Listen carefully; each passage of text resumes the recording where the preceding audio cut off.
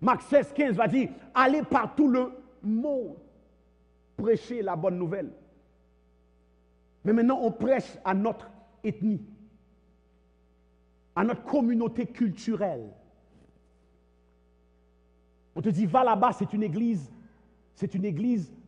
arabe. Va là-bas, c'est une église haïtienne. Va là-bas, ça c'est une église italienne. Et chaque fois qu'une personne dans une ethnie voit une autre personne, il dit en tout cas, cette personne-là, tu dois venir chez moi parce que moi, j'ai le même ethnie. Tu es italien, je suis italien, viens me voir. Oh, tu es haïtien, envoie-moi les haïtiens. Et l'autre dit, envoie-moi les portugais. L'autre dit, envoie-moi les chinois. Et voilà pourquoi plusieurs des mœurs culturelles ne disparaissent pas. Parce que les mêmes mœurs sont dans le même secteur. Voyez-vous, si on commence à mélanger les cultures et les ethnies, ça va être difficile pour toi d'amener tes mœurs personnelles dans l'église. Parce qu'il y a d'autres gens. Oh, vous ne comprenez pas. Ça veut dire écoutez, il n'y a pas de ce qu'on appelle des peuples parfaits. Chaque ethnie a leur faiblesse. Chacun. Toi, tu peux regarder la faiblesse d'un autre et dire, oh, telle ethnie est telle manière, c'est parce que tu n'as pas enlevé la poutre de ton œil pour voir la paille de l'œil de l'autre. Donc, tu as tendance à voir ton ethnie comme toujours très bien et l'autre ethnie comme toujours... Mavros. Ça, c'est en grec, ça veut dire noir. Et puis le noir va dire blanc. Figui blanc. Donc, tu vas voir, tu entres là en pensant que l'autre ethnie est toujours pire que toi. Ce n'est pas vrai. Chaque culture, chaque ethnie a leurs forces et leurs faiblesses. Oh, je n'ai pas entendu. Ils ont leurs forces, faiblesses. Donc, lorsqu'on est dans un milieu où il y a les différentes ethnies, c'est difficile maintenant pour que tes forces viennent prendre la place. Parce que tu n'es plus tout seul, il y a d'autres cultures. Tu ne peux plus faire ce que toi tu aimes faire, on est obligé maintenant de suivre ce que là. Et voilà pourquoi il y a des ministères, qu'il y a la parole, mais il y a la culture.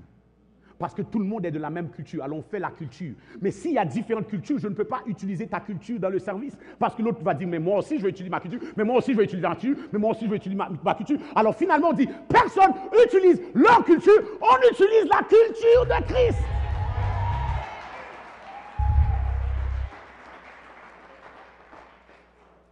La culture de Christ. La culture de Christ. Est-ce que tout ce qui est dans ta culture est mauvaise? Non. J'ai dit chaque culture, ils ont leur et leur.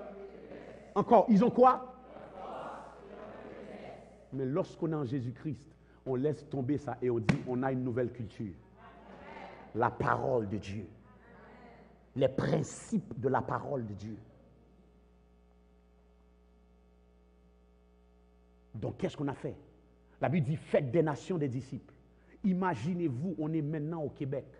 On a des églises, des lieux où ce que des gens viennent rassembler pour adorer Dieu. Parce que l'église, normalement, c'est nous. Mais on appelle ça quand même église aussi. Ils viennent assembler Dieu. Et maintenant, à 7 heures, on est à Montréal, au Québec, où ce qu'on parle français. Il y a des services qui se font en créole. En créole. Béni soit l'Éternel, gloire à Jésus.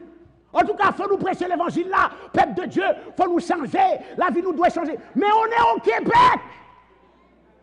La Bible dit, faites des nations des disciples. Si tu viens dans un lieu, dans une nation, tu dois apprendre la langue. On est au Québec, il y a des églises maintenant qui disent, Jesus, fuego de Dios. On n'est pas au Chili.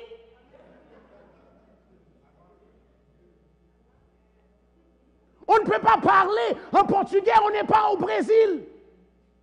Si j'étais au Brésil, je parlerais le portugais. Mais je suis au Québec, je dois parler le français ou l'anglais.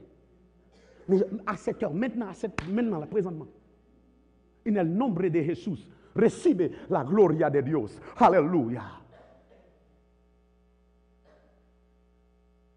Mes puissances, là. Béni soit l'Éternel. Alléluia. Béni soit l'Éternel. Gloire à Jésus. Béni soit l'Éternel. on s'en va dans un autre lieu, on commence à entendre. Eh Yahweh, Komama, Yahweh.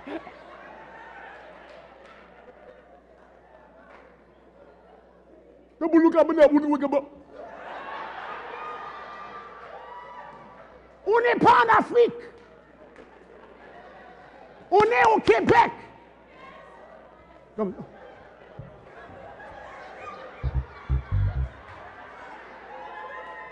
Qu'est-ce qui se passe? Je suis en train de faire ta danse.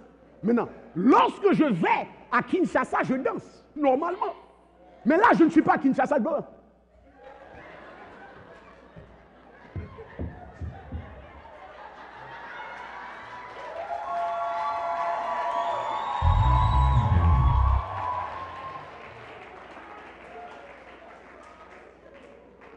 Touche ton voisin, dit on n'est pas à Kinshasa.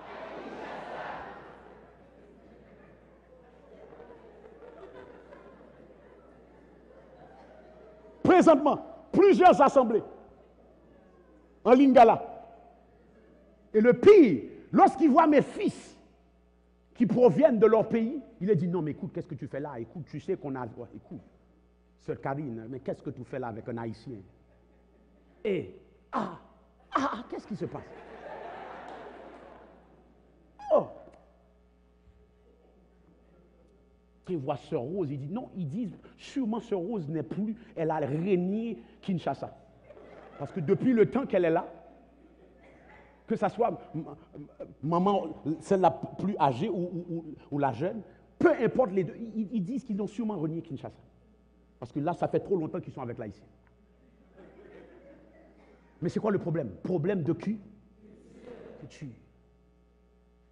Donc lorsqu'on voit que j'ai un fils qui n'est pas noir, et il se connecte avec quelqu'un, la personne qui est de leur culture va dire, écoute, l'apôtre Isaac, mais écoute, moi je suis de telle culture, viens me voir, viens me trouver.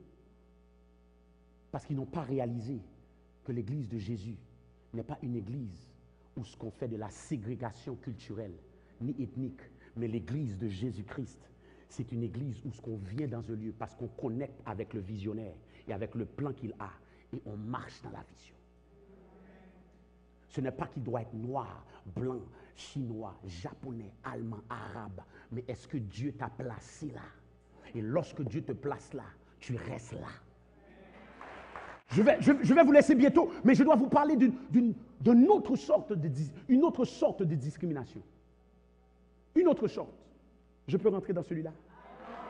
Ça, c'est la discrimination de classe sociale.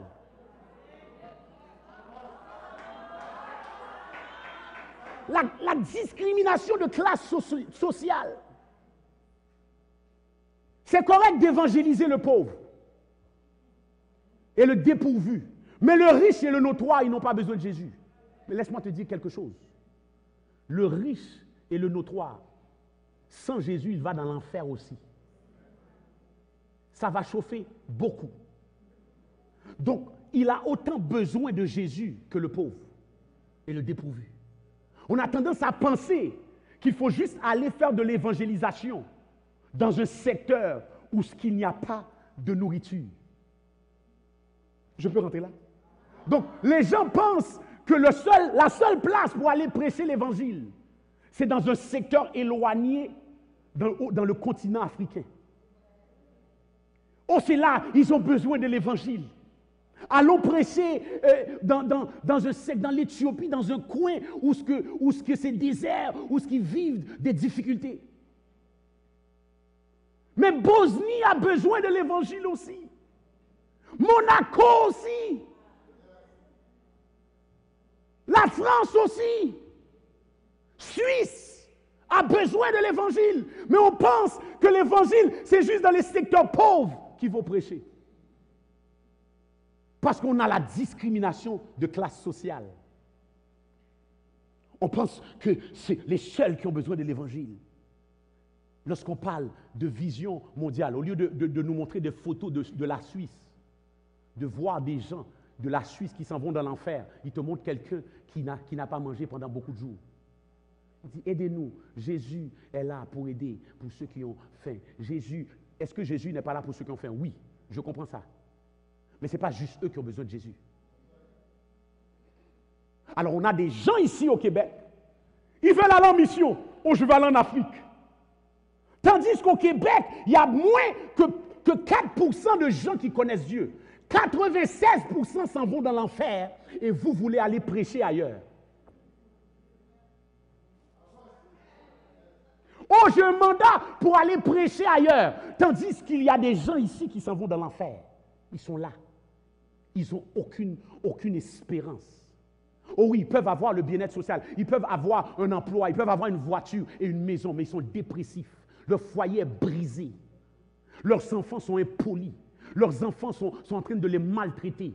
Leurs enfants sont dans l'acide, sont dans la drogue à l'âge de 10 ans, 11 ans. À 11 ans, ils sont en train d'envoyer promener leurs parents. Et vous voulez aller prêcher ailleurs. Ne réalisant pas que l'évangile, la bonne nouvelle, on a besoin ici. Donc, on a fait des classes sociales. Prêchons à quelqu'un qui est pauvre. Le propriétaire de mon entreprise n'a pas besoin de Jésus parce que ce propriétaire-là, il a de l'argent. Oui, il a de l'argent.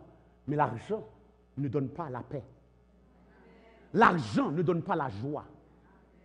L'argent ne donne même pas la sécurité. Parce que tu as de l'argent, mais tu dors en paniquant parce que tu ne sais pas le jour que tu vas prendre une balle.